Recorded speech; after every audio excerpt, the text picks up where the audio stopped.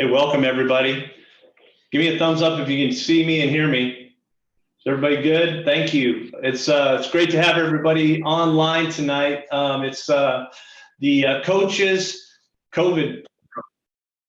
I'm excited to see you guys. Hang on one second. I gotta turn something else off.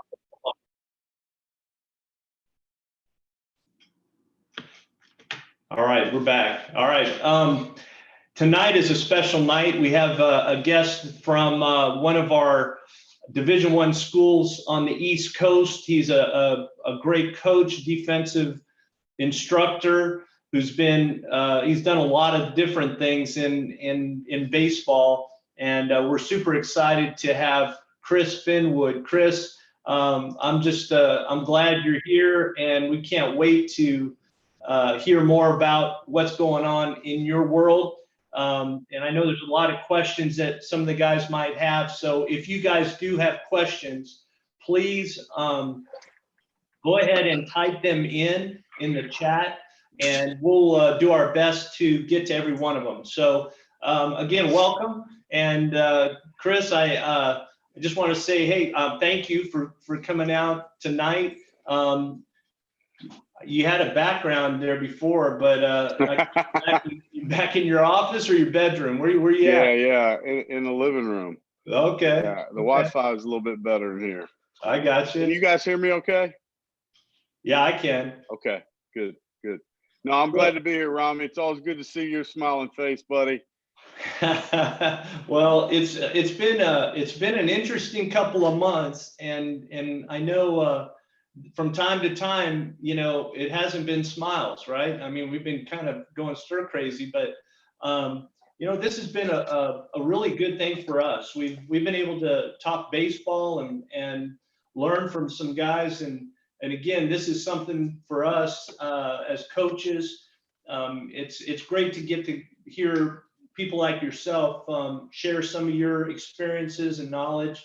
And for you guys that don't know Finny, you know, I was recollecting how long ago I met you. You were an assistant at Auburn in 2001, and you recruited one of our players. I don't know if you remember Tug Hewlett.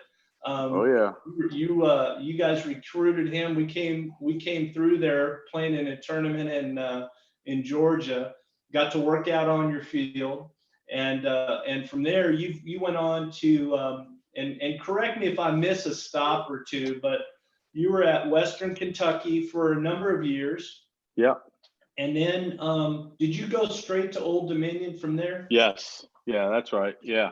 So I think at Western, we bought one of the first 5 FungoMan you made. I think you did. I'm pretty sure. Yeah. I remember you telling me you had this great idea. And I said, well, if you can really do that, man, you're gonna make a lot of money, but I don't think you can do it. And you said, well, I think I can. And we bought one of those, and my gosh, you know what a fantastic device that is. I can't even imagine. I was talking to one of our assistants today, and I can't even imagine running a practice without them now. And we currently have 4, just so everybody understands where we're at on that. We're trading in a few for upgraded. We wear them out pretty good, but they allow us to be so much more efficient and such better coaches. And you know, we're thankful for our relationship with Romy and all of the people there at FungoMan. It's been a great partnership, and that was in 2005, maybe 15 years ago. And so, you know, and then obviously going back to your time at Evangel with Tug and the Hewletts, and you know, so we've got almost a 20-year relationship, and you know, I appreciate the friendship, and sometimes our talks aren't really about baseball but life, and I appreciate those too. Well, yeah, and maybe we'll get into a little bit of that. I have a number of questions, and I know some of the guys may as well. You know, I remember sending Tug Hewlett from Evangel. He went to Auburn and was a second baseman there. and he would tell us about you. And you know, as an infield guy myself, I really I was going, wait a minute, what are you talking about? And he'd show me some of the drills that Finney would show him, and he'd come back and tell me all about, you know, how it was so much better there at Auburn. I know, okay, but give us, you know, one of the biggest things I think any coach at any level is always trying to figure out is like, what are the attributes as a infielder? What are you looking for when you're evaluating or recruiting or even, you know, trying to make decisions on where you're going to place guys? How do you do that? Boy, that's a great question. That's a whole nother podcast, probably, isn't it? These guys that are on here know, and everybody's going to answer that a bit differently, I think. For us, you know, I look at athleticism, you know, from a lower half standpoint, and then, you know, just the raw hands. Does the ball stick in their glove when you're going to watch them? And you can't see that as much just from games. I mean, when you get a kid next to you in a camp and you get, you know, 50 fungos deep with them and you're moving them around and telling them to use one hand and things of that nature, then you can get a little bit better feel. Most of our shortstops, because of that, are going to be high school kids because we can just get a lot more equity built up with them from a rep standpoint. You know, and those are the guys that you need it, and they're fun to develop and those kind of things. So when they come through a camp, you know, you mentioned that. I know you guys run a lot of camps, and so how much experience does that kid have to have in order for you to say, you know, he's a guy for me? Are you concerned about him being a shortstop all the way through, or because I'm saying that because I know at least two of your guys, I think, were non-shortstops coming in. Is that right? Yeah, and they were shortstops from a toolbox standpoint. You know, like they had the skill set to play short. Their high school teams just needed them to do everything else, pitch, you know, catch, whatever. And so they were both camp kids. And so what we do with those guys is I tell them, don't worry about it. Like, you do whatever you can to help your high school team win. We're going to play a shortstop when you get here. And so that's what they were, definitely shortstops. And, you know, that rangier kid, maybe a little bit on the wiry side, that you're going to be able to put some weight on in the weight room and you know, with his diet and as he matures, that's the kid that I really look for because, you know, their upside's just better. And we got one now who's a junior this year. When the draft rolls around, it may still happen, but, you know, maybe a 4th or 5th rounder. And he was just a skinny kid out of high school from Dayton, Ohio, and wasn't heavily recruited, but he was a camp kid, and the ball stuck in his glove and he could move his feet, and, you know, the arm had to get stronger like most of them, because let's face it, I mean, we're not getting the, you know, the finished product here, so to speak. The pro guys are one of the SEC schools or, you know, ACC schools, somebody like that. So we got to look in the crystal ball a little bit and project these guys. And you have to have an idea of what you're looking for, you know, from a physical standpoint, certainly, but then also from a makeup, you know, standpoint, like how are they going to handle all the things that we throw at them? And it's a lot. I tell guys all the time, like, don't bring me to talk to your high school infield camp, because I think I could screw them up more than I could help them initially. It takes a long time. It takes, you know, hours and hours and reps of me and you on a bucket and us working through some things. And that's just the way it is. And, you know, the kids understand that. That's really good. You know, that when you talk about athleticism, you know, we were talking about it the other night, and you know, what athleticism, you know, one guy can run really fast. He runs really good in a straight line. You know, Is he an athlete? I would say, yeah, he's an athlete, but is that the kind of athleticism we're talking about? And so, maybe is that guy going to translate, or can you translate that into a middle infielder or a guy that could play for you there? Yeah, it's tough. My late great friend Paul Keys, who our hitting facilities named after, used to call those guys vertical athletes. And I think what he meant by that is like they didn't quite have the proprioception, like the ability to connect everything together. They could run fast in a straight line. They could throw the ball far. But could they break it down and chop their feet up and adjust to a hop that kind of went sideways on them, and do that in a pretty quick amount of time? And that's so the clock becomes part of it too. But I think that agility is probably a good word for it. Maybe not the best word, but just the ability to connect your eyes, hands, feet. Proprioception would be the definition of that, I think. And that's what you need in a guy that's going to play shortstop for you, and probably all the other infield positions as well. So now the time has, through the years, you've been doing it quite a while now. Yeah, thanks for reminding me. What's that? Thanks for reminding me of that. Yeah. So, I mean, you could tell us how long you've been doing it. That's a good thing, Finney. That's not a bad thing. Yeah. In fact, you have now a resume of kids that have literally done it. And so, I mean, say for a coach who doesn't have that kind of a resume where you can say, well, look, if you'll hang in there with me, I can get you here. I can see it in you. Now you got to trust me. How does that happen? I mean, you've done it a long time, but yet, early on, how did you develop that trust with those kids, and what kind of things did you do? Well, I think everybody here is going to answer that similarly. The kids got to know you're in the foxhole with them, so to speak. Like, it can't be me against you and you're just going to listen. We got to explain why. And I think this generation of kids really wants to know why more than any other.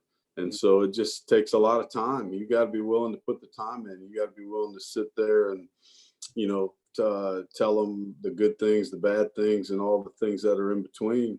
I mean, I can remember we had a freshman third baseman, and he's going to be our shortstop. And he's a fantastic athlete. Like we were just talking about, he's a 6 foot tall, 165-pound kid who was a wide receiver on the football team, just coils and springs, from Charleston, South Carolina, just the right kind of raw. And him and I in the fall would take, 30 minutes every day, the before or after, and just break it down, small things, and you have to be willing to do that if you want these kids to end up being what you think they can be. And it would be something as simple as, no, the glove hinge isn't right. That's not it. Do it again. That's not it. Do it again. That's not that. There it is. Do you feel it? And I think, the good coaches value that feedback, because you want those kids to be able to say, what are you talking about? I didn't feel it. I don't understand. That's okay. That's part of the whole deal. If that upsets you, then you got to look yourself in the mirror a little bit and maybe reevaluate, why you're doing this, because those kids need to feel, safe enough to tell you when it doesn't feel right, not always just when it does. I think that's an important part of the learning process. Oh, that's really good. You described, you had some terms, wiry, but you could build him into a stronger kid, agility. What other attributes would you say, if you were picking a guy out or trying to develop something in a kid, or as a player, as a defender? Yeah, aggressive, I think, would be. The other ones aren't necessarily athletic. They're more maybe mindset. and innate type things. Aggressive is one. That's why I like kids that played football. They understand aggressiveness, or basketball, just a sport where, you have a little bit more one-on-one touching time. Kids that aren't afraid to make a mistake, I'd much rather have a kid that's going to make a bunch of them just because their instincts take over and they trust them, and we can help them figure out, where they go wrong in some of those instances. But I don't want a guy that's sitting back thinking about it too much. Let's just go get it, and we'll figure out how to back you off a little bit when we need to, because you don't have time. I mean, everybody's got a clock, and good infielders' clock just moves a little bit faster. Like, you see a lot of kids that are fantastic athletes that end up having to go to the outfield, and everybody wonders why. It's their clock. They just can't process the things and connect the things mentally, physically fast enough. 4.3 seconds is not much time, right? Right. And 4.2 in a lot of cases, and you have to be able to do all of this quickly. That first read off the bat, the height of the hop, the angle of the hop, the speed of the hop, all those things have to happen fast for you. And the kids that they can't happen fast for, those are the ones that end up getting moved. And that's not even catching the ball. That's just reading it the right way. The rest of the stuff, being able to exchange, being able to get the right grip and throw it accurately and all of those things, that's got to come next. But I think that intangible of being aggressive and being instinctive is something that you have to kind of see. And how do you see it? It's one of those things, like for me, we talk about with our guys, like when you go watch that guy and you watch him make a couple plays on the run or moving, and you kind of go, ooh, it got me a little bit excited about that, right there. Or do you go, ooh, it's a ooh one way or the other, right? It's like, it's just like that's what you want to feel. You want to feel the good ooh. And when you do that, there's a reason. And it's probably based on experience. All the guys on the call today have seen tons and tons of infielders. And, you look at the ones and the guys that are no brainers, like you just watched them play and you went, ooh, yeah. So if you were to pick out a drill, a drill or a series of drills, for any, just a generic group of drills that you could pass on to a high school coach or even a youth coach or someone, developing a player, Yep. what would you put at the top of your list? Well, the top of the list, and this may sound funny, but it's important, like developing hands. I think the right hand or the throwing hand, if you're left-handed, just gets in the way more than it helps. You catch the baseball with one hand, at the end of the day. And so being confident and being able to catch the ball just with your glove hand is something we start every day. And once you can get that down, getting a good setup position, keeping the glove on the left side of your head, all those things that everybody talks about, getting the hips turned, towards the batter the right way. But at the end of the day, just, roll balls, short hop balls, drop step balls, all those things, being able to catch those balls with one hand and feeling confident and catching them in the right part of your glove, that would be step one for me, because everything else kind of needs to happen after that. And so just the old sit on a bucket and feed the guy, the snake balls, as they call them, that are just hugging the ground, the short hop balls that you got to close it down, the short in between hop balls that you've got to either come get and push through or drop step and create some space. Those are things that can come next after that. But, getting guys the confidence to play with one hand as you progress through the levels is, I think, of utmost importance, because it just creates so much feel for them to just trust themselves. And once you get the ability for them to trust themselves, then the game really opens up and slows down for them. That's really good. Yeah, I'm going to change gears a little bit. You guys started out real well this year. Had a Yeah, 12-4 through 16 games, and we were off to a pretty good start. I was laughing because I was on the way to get my 500th win, and the coronavirus got us. So I've got to wait till next year, but that's okay. There's more important things than that. We had a good getting them all back. It's going to be exciting. But college baseball as a whole next year is going to be as good as maybe it's ever been. Unintended consequence of all this. I mean, everybody's got everybody back, and a lot of kids that were maybe gonna sign off your team or incoming classes, they're all going to go to school, or a lot of them are, and so it's going to be as talented across the country maybe as it's ever been. Wow, that's going to be exciting. Mm-hmm. You had a chance to coach your son. Yeah. I'm sure there's some dads out there on the call. I think that's one of the most interesting relationships that you can have, is coaching your own son. What was your experience? And I know Gray's he's a good kid and he's doing great. He's done with college now and playing, I guess. But how was that? And kind of share your approach to it and how that went. Yeah, it was personally fantastic. You miss a lot being a college baseball coach, and the opportunity to see him every day for 4 years was just amazing for me. And it's a time that I still cherish. And, Gray was a very average player. He was good enough to play at the Division I level. And, he played some, and sometimes he didn't. And, but he was a good teammate. He loved playing. He loved being a part of the program. And he worked hard, and the guys liked him. So I was proud of him for that. I told him, you're going to come here if you want to play. You're going to redshirt your first year and get bigger, and you're never going to get one at bat because of your last name. I promise you that.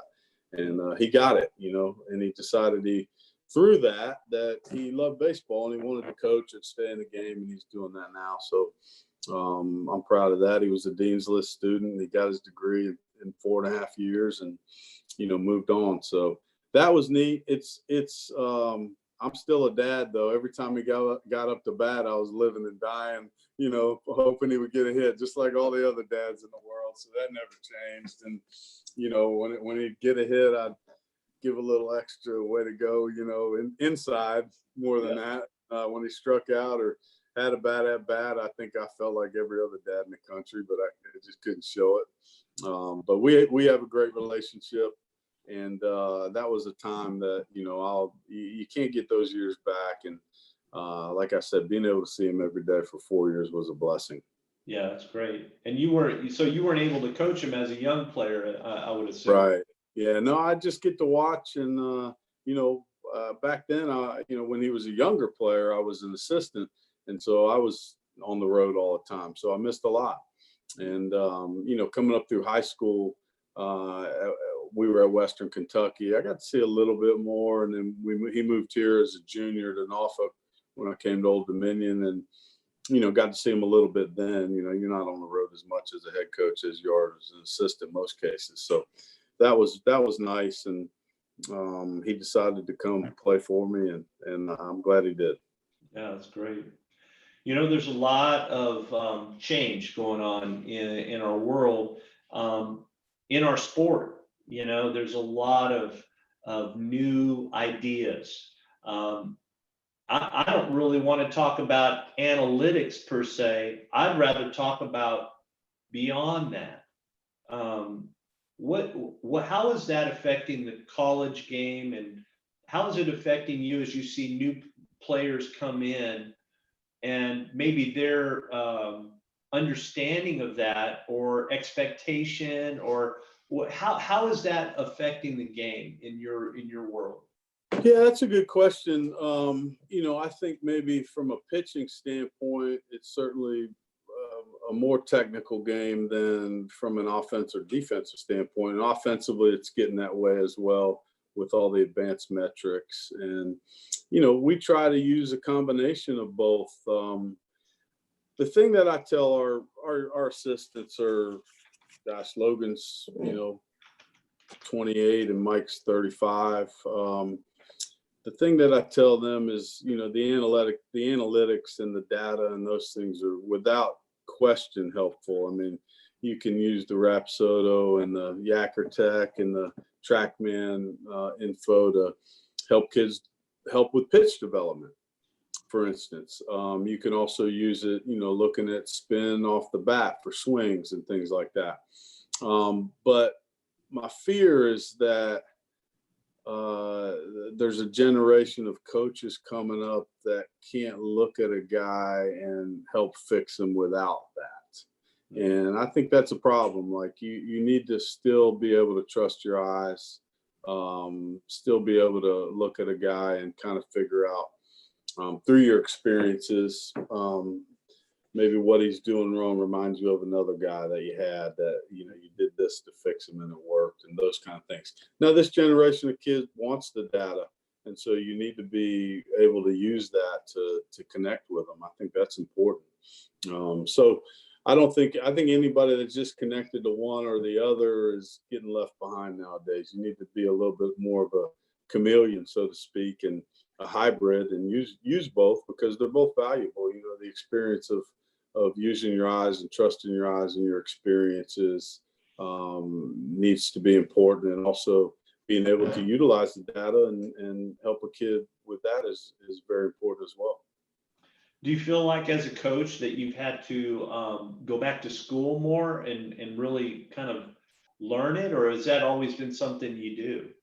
Yeah, no, you definitely had to. I mean, us older guys, like you without a doubt, I lean on Mike and Logan for a lot of that. Like, all right, teach me what we're doing here. What are we looking at? What's this number mean? And they're great about it. And, I think conversely, I try to help them, with the eyeball stuff.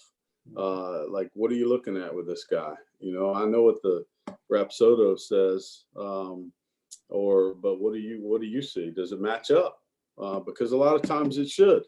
And that's when you kind of got the guy where you need him, I think. So I believe it's Steve Adams on the call today. He just asked a question very, very much in line with what you're talking about.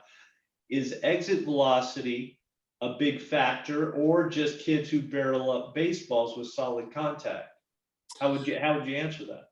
Yeah, I think a little of both, because I think the solid contact, leads to a better exit velocity in most cases, because you're hitting it where you want. Now, some of that, you could have a kid that's just not that strong yet, who's making solid contact, and the ball doesn't come off quite the same way. So it's probably a combination of those, and you got to take into effect, what's the kid look like that's hitting that ball. Certainly, we could stand behind the cage and see a bunch of line drives coming off there. But the ball's not going out of the ballpark with player A, and player B, who's just a much more physical kid, is hitting the same line drives, and the ball's, leaving the ballpark. And that's got a lot to do with it. It's not just technique, I think. And, the overall strength and athleticism, leads to exit velocity, certainly.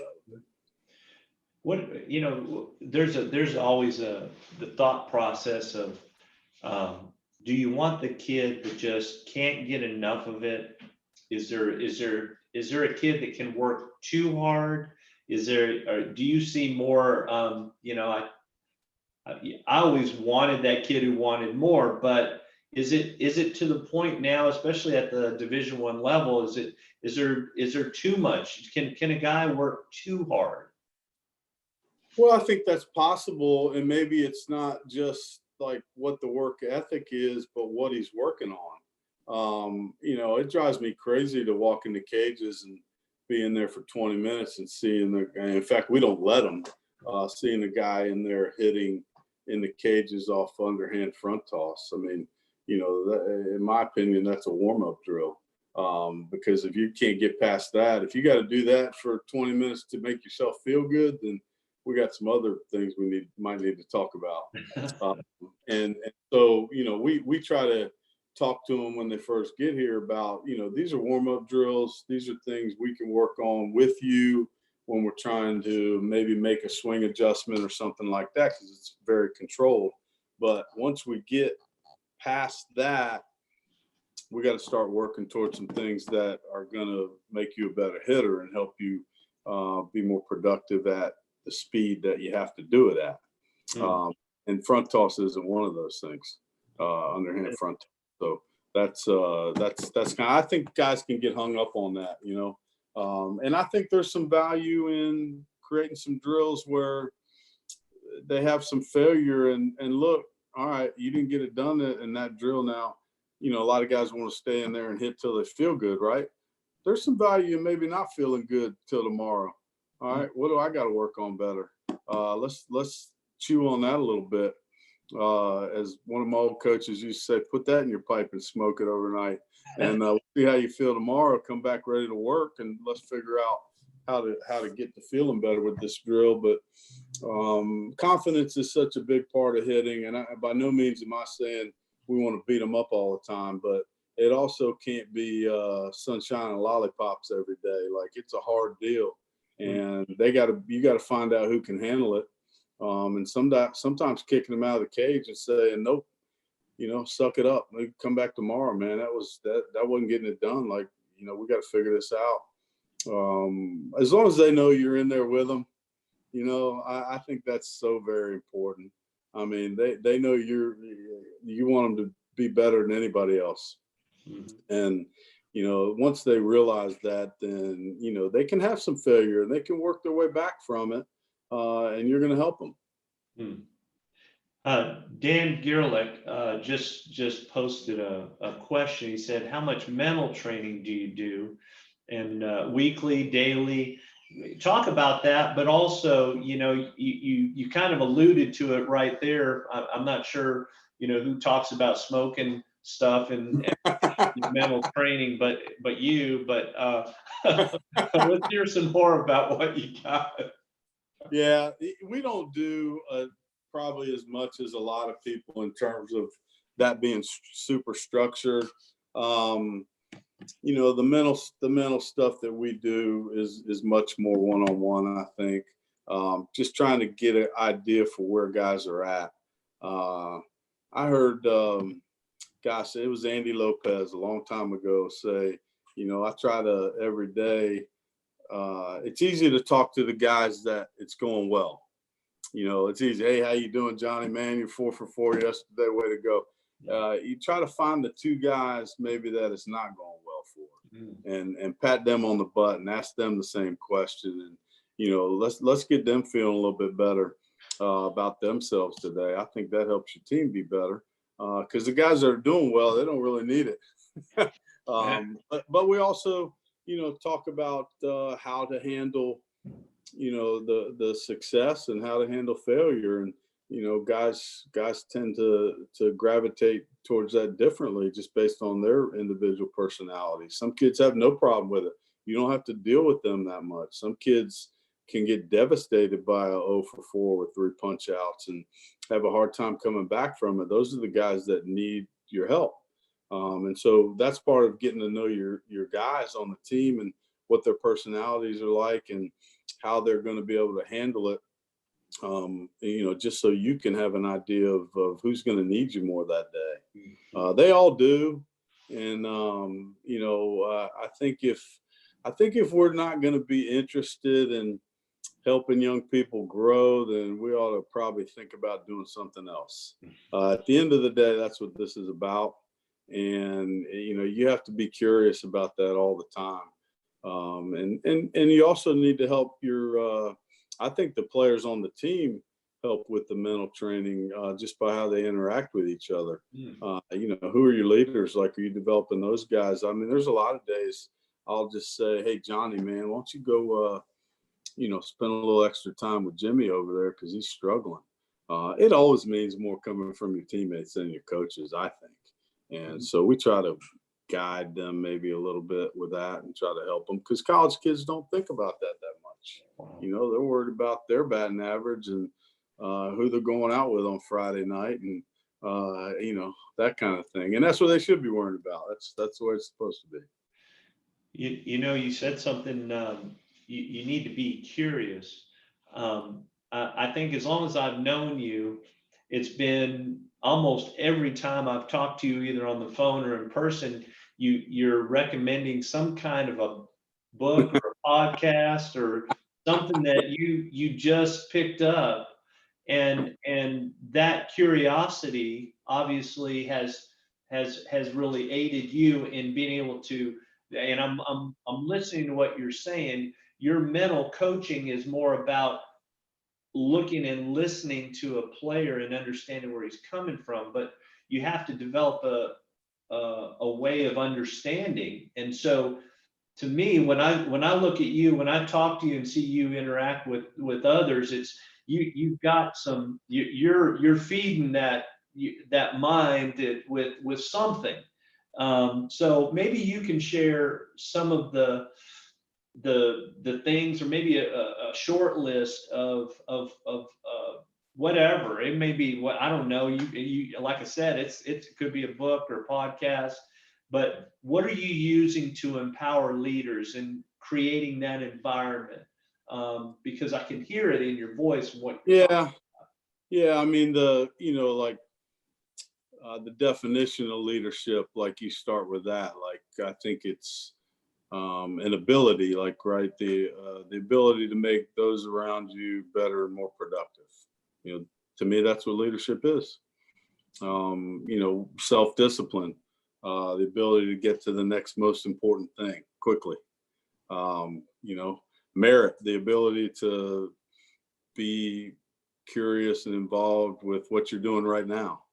All those things are things that we talk about daily. I don't like gimmicks and buzzwords and catchphrases. I think there's a place for them and they're valuable, but they just don't have enough meat on the bone for me. Like I'd rather, how do you feel? What did you mean by that? If we got to close the door and grind it out with each other, let's do that. And, there's a lot to be said for having uncomfortable conversations, especially when it needs to change behavior or attitude. I like to laugh a lot. I like to have fun. I like to play. I like our guys to smile every day. They know that. Like that needs to be the culture and the environment that we're involved in. But it takes a while to get there. A couple books that we spend a lot of time, in our program. One's The Culture Code by Daniel Coyle. For those of you that know that, but he wrote The Talent Code. The Culture Code's another one. Another one that's really fantastic is Legacy, which is a book about the New Zealand All Blacks rugby team. I love that one. Yeah, that's a good one, isn't it? Yeah. So we pick bits and pieces from these and study them in the fall and things of that nature. Those would be two that are really valuable, I think. All of Malcolm Gladwell's books, I think, are fantastic reads for people to learn about human nature and, how we get along and how we think. His latest one, Talking with Strangers, is a really fantastic book, just about how we perceive things when we're meeting people and talking with them. So those are just a few that we've used in the past. And, that word culture, right? Like that's the most popular word around, especially among sports teams right now. What the heck does it mean? I think it's probably a little bit more about, I like to use the word environment. Like what's your day-to-day look like? What are you doing with these guys every day to set that environment, which that in itself helps create the culture that you're looking for. And the kids need to do it. Like it needs to be something that's passed down. And people much smarter than me have said that for sure through the years. But bringing guys back that have played in your program and letting them explain to the kids how important that jersey was and that experience that they had for that short period of their lives helps those 18-year-olds realize, wow, this is a big deal. So you can't go to Amazon and order that microwave culture creating tool to go up on campus, and it doesn't work that way? I don't think so, Romy. I don't think it works at least I'm not smart enough to make it work that way. Well, time, and it takes building your guys up, so that they're the stewards of it. And the one great thing about that book, Legacy, like just leaving the jersey in a better place. There's some pretty cool. They have some pretty cool phrases, but leaving the jersey in a better place than you found it. I think that's something that's pretty special to try to pass on from your older guys to your younger guys. Yeah, no, that's really good. Finney, you're obviously you can hear it in your voice. It's a lot more than just rolling balls out, or you wouldn't be doing it as long as you've been doing it, and affecting guys in a way that they're going on and doing great things. I know that's valuable to you, but it's still, you're graded, right? You're graded as a coach. You're graded as there's certain criteria that we're supposed to, as coaches, measure up to. How do you go about sorting that out? As a man, as a coach, how do you sort those kinds of things out in your own mind and go about your business? Yeah, that's a great question. So that's what the world does, right? They're going to grade you on your wins and losses. But we can't let ourselves, and I tell Logan and Mike this all the time, like we can't let ourselves be graded on that. Like we're going to grade ourselves on how we help these young people develop, and what are they going to look like 10, 15, 20 years from now? Like what kind of men are they going to be? What kind of husbands are they going to be? What kind of fathers are they going to be? What kind of employees or bosses are they going to be? That's what matters at the end of the day. How we keep our jobs by winning games. So we have to understand that. Like that's the harsh reality of it. But True. That's not what matters. In the big picture of things. What matters is how we help them develop for the rest of their lives. And through baseball, they get a chance to do that. They get a chance to pick themselves up out of the dirt, brush themselves off, and move forward. And I was talking to a guy that wanted to hire one of our kids yesterday. It's a company, big insurance company. And we were talking about the intangibles of college athletes and in particular college baseball players. And he said he's got 10 college baseball players working for him. And I said, why? And he said, because they know how to get past an 0 for 4, man. They know how to get past a no. And these other kids, without being devastated, like just brush yourself off, get up and move forward to the next one. So I think that's something that in all college athletics maybe, but there's nothing that'll beat you up more than the game of baseball, right? If you let it. And so you've got to learn how to be resilient and learn how to move past it and, just be more relentless. And I think that's what college baseball does for you. That's awesome. That's awesome. I got a couple more questions I want to get to. One is in terms of just, this whole environment you talked about, what are some of the other things you might do to create a set of values that your kids start to rally around or adopt and bring in to make that environment happen? Yeah, they have to learn about each other. They have to see each other as people, not just ball players. So one of the things we do every fall to help with that, and I borrowed this from John Gordon. It's just called our Hero Happy Hardship Talk. So every player, and we usually pick 2 a week. As we go through the whole fall, we'll get up and talk about who a hero in their life is. And it could be more than one. What a hardship in their life was, and maybe how they overcame it, or maybe they're still trying to overcome it. And then what a really happy time in their life was. And so now they start to see each other as people, not just numbers or pieces or anything. And so do we. It helps us learn more about them. The coaches do it too.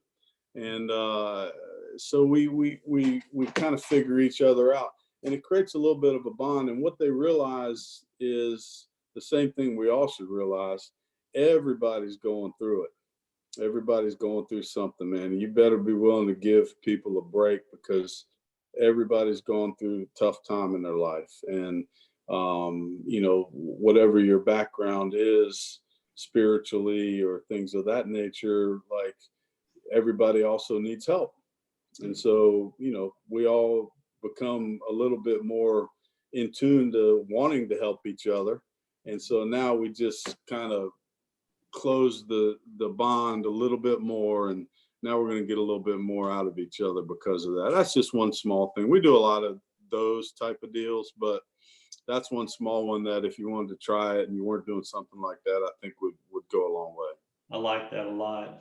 That's an incredible thing. Yeah, you're getting into their lives and really that's real stuff, and it translates. And I think that's the thing you're doing is it goes beyond the 3 or 4 years there at Old Dominion, and we'll probably stick with them a lifetime. So I know I remember back in those days, and it's been a long time, but those things you remember them. And I love the fact that you're drawing those things out because the wins and losses, like you said, it's fun at the time and they matter because whatever's in your hands is important. We want to make sure everybody knows that, right? But it goes way beyond that, and I love what you're saying. Yeah. I got another question for you. Okay. Have you ever had to deal with recruits that were rivals? And how do you approach that?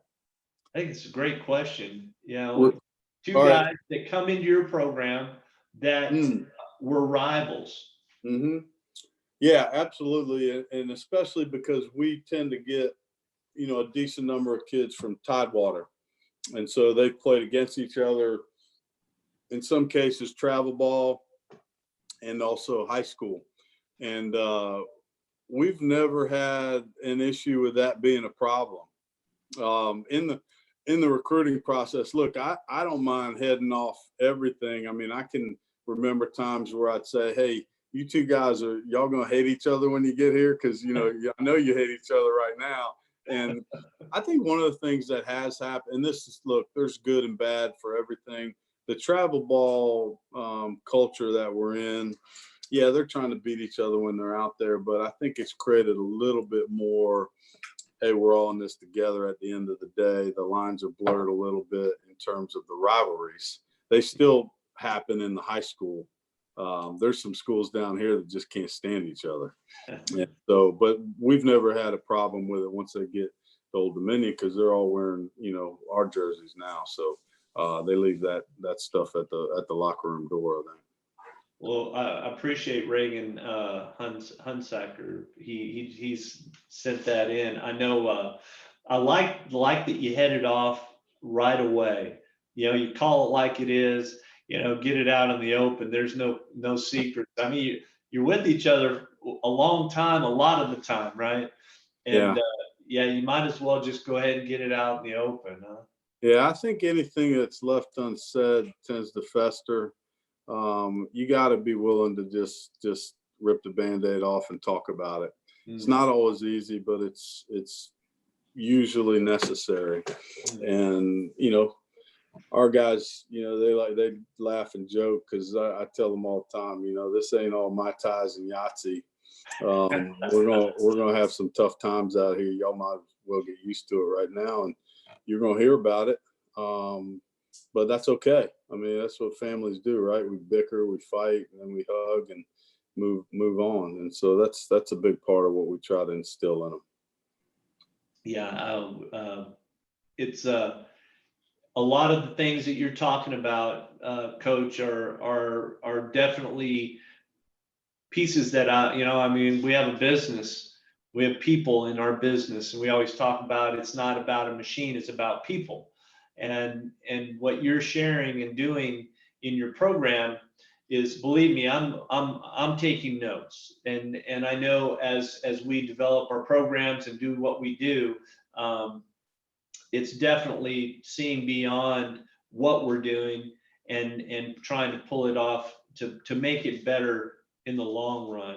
And I really appreciate what you do. Other thing, maybe one more minute or so. give us some other things that maybe are bugging you. Like I do also have one other thing. Your best offensive drills that just came through. Let me know what those are. But Okay. yeah. I'll tell you exactly what's bugging me first. Okay.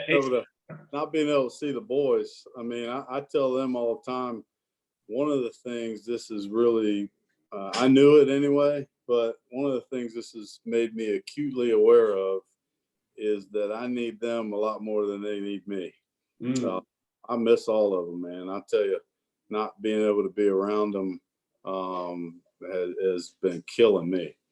And, you know, waking up on a Saturday morning and not being able to go to the ballpark and smell the grass and feel the dirt. And people say, well, what do you like about baseball? And I tell them everything. There's nothing about it I don't like. I mean, all of it. And the smells, the sun on your face, and the wind burn at the end of a cold March game. All those things are just wonderful. And so I miss all of that, you know, because of this. And there's nothing to be done about it but complain. And so we try to do the best we can with all of that. Offensive drills, you know, we try to set our hitting drills up more so they're at game speed. We hit a lot on the field. We get our lead up working in the cages.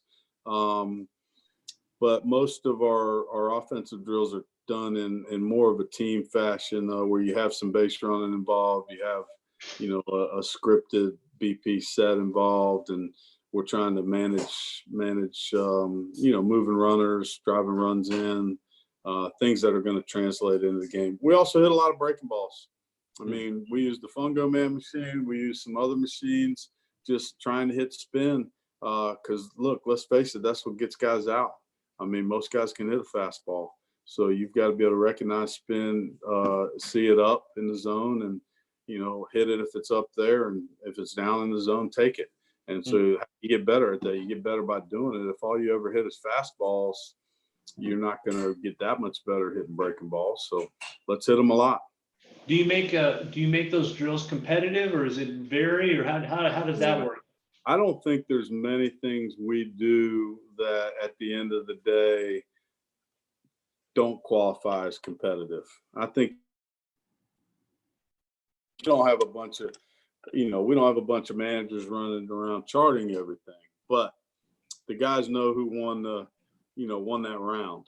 And I want them that way. You know, I want them to feel like they're competing with each other. There might not be a prize that day. Some days maybe it's, hey, who wins this round? The most line drives or driving the runs in, you don't pick at the end of the round. You get to do that. But a lot of times it's just competing for competing's sake, right? You want to win.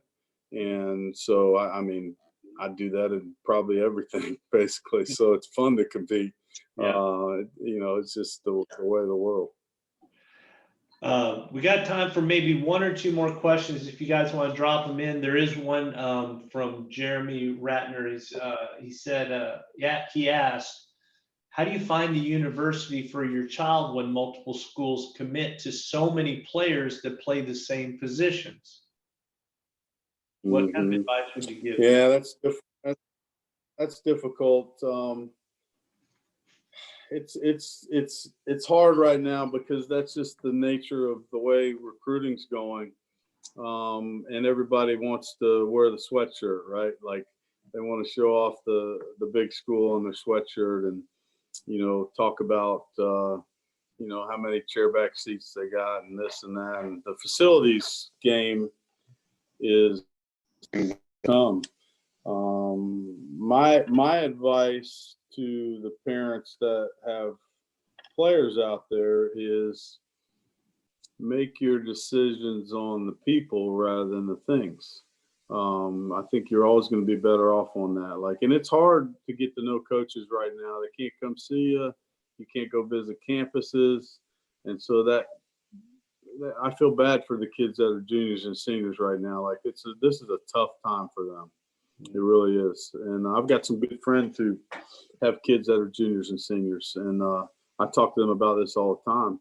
and it's challenging, but hopefully this is going to keep getting better. But you got to get to know those coaches, because those are the guys that, you know, you're going to be spending the next 4 years with, not the, you know, the nice locker room lounge or the ping pong table in the you know, the players area, or how many flat screen TVs they got in the locker room. None of that ends up mattering.